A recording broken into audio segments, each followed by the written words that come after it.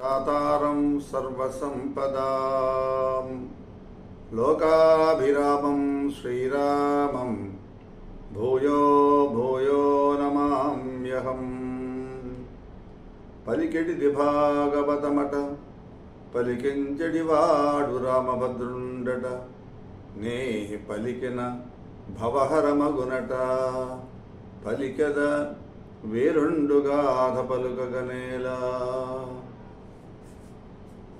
గజేంద్ర మోక్షణం శ్రీమన్ మహాభాగవతంలో అష్టమ స్కంధంలో మనం ఉన్నాం. నారాయణుడు గజేంద్రుడి మొరవిని ఏమైంది, ఈ గజేంద్రుడితో మనం రక్షించాలని బయలుదేరుతున్నాం. ఆ మొసల్ని వధించాలి అంటే చక్రం ఉండాలి కదా, చేతులతో చేసేటటువంటి ద్వంద్వ యుద్ధం కాదైపోయా, అదొక క్రూర జంతువు. ఇవేమీ పట్టించుకోకుండా శ్రీవైకుంఠంలో ఉన్నట్టు శ్రీమన్నారాయణుడు హడావిడిగా బయలుదేరాడు అని చెప్పారు. అలా వచ్చి ఆ మొసలి యొక్క తలకాయని ఏమంటాం దాన్ని ఖండించి పారేశాట. భీమం వై తలద్రించి ప్రాణముల బాపించక్రమాసుక్రియన్ హేమక్ష్మాధర దేహమున్ జిగద భంజేంద్ర చిగిద భంజే భయంద సందోహమున్ కామక్రోధనగేహమున్ కరటి రక్తస్రావగాహంబు నిస్సీమోత్సాహము వితదాహము జయశ్రీమోహమున్ గ్రాహమున్. ఆ రకంగా అంతులేని ఉత్సాహంతో అలిపే లేకుండా ఆ గెలుపై కోరిక పెట్టుకొని పోరాడుతున్నటువంటి మొసలి యొక్క శిరస్సుని ఖండించి పడేసింది ఆ సుదర్శన చక్రం. ఆ సమయంలో పోతన్న గారు అంటారు, ఈ సుదర్శన చక్రం రెప్పపాటు కాలంలో మొసలి శిరస్సును ఖండించింది కదా, ఆ సమయంలో 12 రాసుల్లో తిరిగేటటువంటి మకరం భయపడిపోయి సూర్యభగవాని పక్కన దాక్కుందిట. నవనిధుల్లో ఉండేటువంటి మకరం ఉంది, అది కూడా దాన్ని మకరం అంటాం. 9 రకాల నిధులు నిక్షేపాలు అంటాం కదా, ఆ నిధుల్లో ఆ మకరం గబుక్కన భయపడిపోయి కుబేరుడిని చాటు చేసుకొని రక్షణ పొందిందట. ఇక సముద్రంలో మొసళ్ళు ఉంటాయిగా, ఈ సముద్రంలోని మొసళ్ళన్నీ కూడా ఆదికూర్మావతారించడగా నారాయణుడు ఆ ఆదికూర్మం చాటుకు వెళ్ళి దాక్కున్నాయట. తమమం బాసిన రోహిణి విభుక్రియం దర్పించి సంసార దుఃఖము వీడ్కొన్న విరక్త చిత్తునిగతిన్ గ్రాహంబు పట్టూడ్చి పాదములల్లా ఆర్చి కరేణుగా విభుడు సౌందర్యంబుతో నొప్పే సంభ్రమ దాశాకరణీకరోజ్జిత సుధాంబస్నాన విశ్రాంతుడై. ఆ గజరాజు మొసలి పట్టు విడిపించుకుందిట. ఉత్సాహంతో ఆ ఏనుగు కాళ్ళు కదలించింది, ఇప్పటిదాకా గట్టిగా పట్టుకుంది కదా. ఆ గజేంద్రుడు కారు చీకటి నుండి వెలువడినటువంటి ఒక చంద్రబింబంలాగా, సంసార బంధాల నుంచి విడిపించబడ్డటువంటి సన్యాసిలాగా భాషించాడట. ఆదరంతో ఈ పక్కనే పరివేషంగా ఉన్నటువంటి ఆడ ఏనుగులు తండాలు చాచి ఆ గజేంద్రుడి పైన అమృత జలంతో అభిషేకం చేశాయట.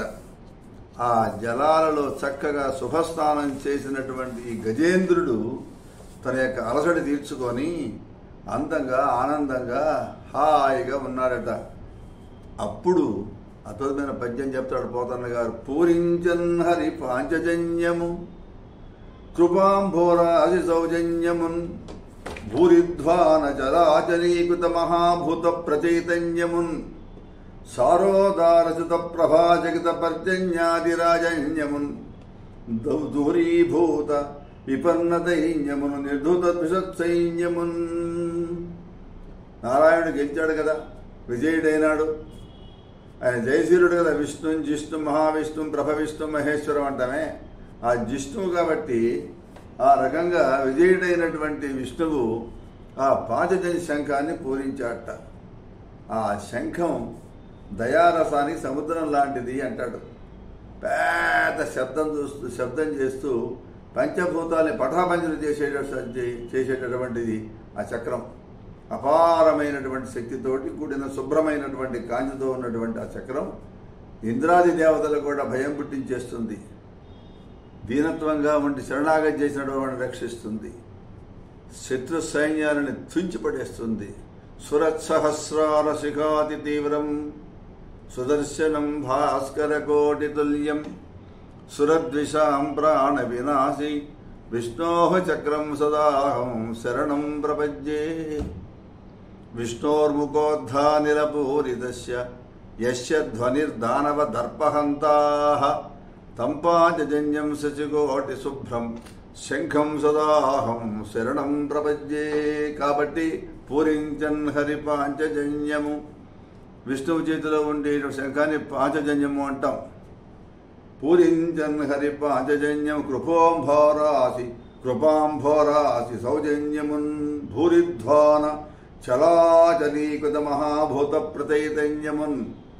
అలాంటి దాన్ని ఆయన పూరించాడు. అలా పూరిస్తే మురసం నిర్జరదందువుల్ జలరహామోదంబులైవాయువుల్ తిరిగన్ పూవుల వాన జల్లు గురిసన్ దేవాంగనాల ఆస్యముల్ పరగన్ దిక్కులయందు జీవజే శబ్దధ్వానముల్ నిండే సాగరము పొంగే తరంగ చుంబిత నభో గంగా ముఖాంభోజమై. ఆ దివ్యమైనటువంటి నారాయణ యొక్క దివ్యమైన పాంచజన్య శంఖం పూరించేవాడికల్లా, ఆ శబ్దం వినపడేవాడికల్లా దేవతల లోకాల్లో ఉండే నగారాలు మోగినాయిట, పద్మాల సువాసనలతో గాలులు వీచినాయిట, పూలవాన కురిసింది. ఆ సమయంలో దేవతా స్త్రీలంతా కూడా సంతోషంతో నాట్యం చేశారట. సకల ప్రాణుల జయ జయ శబ్దాలు అన్ని వైపులా వ్యాపించాయిట. సముద్రుడు తన తరంగాలతోటి ఆకాశగంగా ముఖపద్మాన్ని ఆనందంతో సంతోషం అంటే ఉప్పొంగేడు సంతోషంతో ఆ అలలన్నీ కూడా ఆకాశాన్ని అంటుకున్నాయి అని అలా చేసేట. అని శుకుడు చెప్తున్నాడు, పో పరీక్ష మహారాజా, విష్ణువు తన పెద్దదైనటువంటి హస్తాన్ని చాచి ఆ గజరాజును మడుగులో నుంచి బయటికి తీసుకొచ్చాడట. దాన్ని బెడలింపజేశాడు. దాన్ని అతని మదజలధారలు తుడిచి మెల్లగా దువ్వుతూ అట్లా భుజం తడుతూ వెన్ను తట్టి భుజమంతా నిమిరి ఆ గజలు పడ్డ బాధ అంతా కూడా పోగొట్టాడట.